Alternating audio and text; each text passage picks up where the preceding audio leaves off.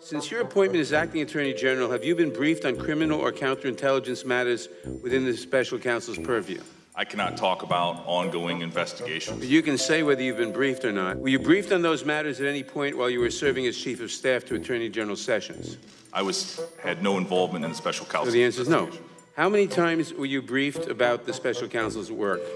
Mr. Chairman, I've said all that I'm planning on saying about the number of times or the briefings that I've received on the special counsel's investigation. Wait a minute. Whether you were briefed is the subject of an ongoing investigation? No, the number of times I've been briefed in my involvement in the investigation, sir.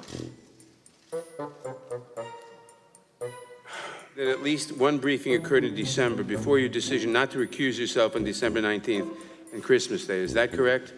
What's the basis for that question, sir? Yes or no? Again, what is the basis for your question? You're saying that it is your... Sir, I'm asking the questions. I only have 5 minutes. Can you tell me where you get the basis? No, I'm not going to tell you that. I don't have time to get into that. If every member here today asks questions based on their mere speculation... All right, never mind. Have you communicated any information you learned in that briefing to President Trump? I know that there is a unique and yes or no special question, interest in this. I'm It's sorry. a yes or no question. And I have not talked to the President of the United States about the special counsel's investigation. So the answer is no. To any third party not already briefed about the special counsel's investigation who might have conveyed that information to the President or his legal team? Who do you consider third party individuals? Well, it's really for your consideration. That's an impossible question for me to ask. But you won't answer the question. I just did answer your question.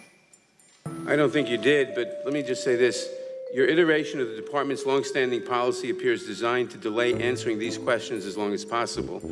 I find that unacceptable. Now, in your capacity as acting Attorney General, have you ever been asked to approve any request or action to be taken by the special counsel? Mr. Chairman, I see that your 5 minutes is up, and so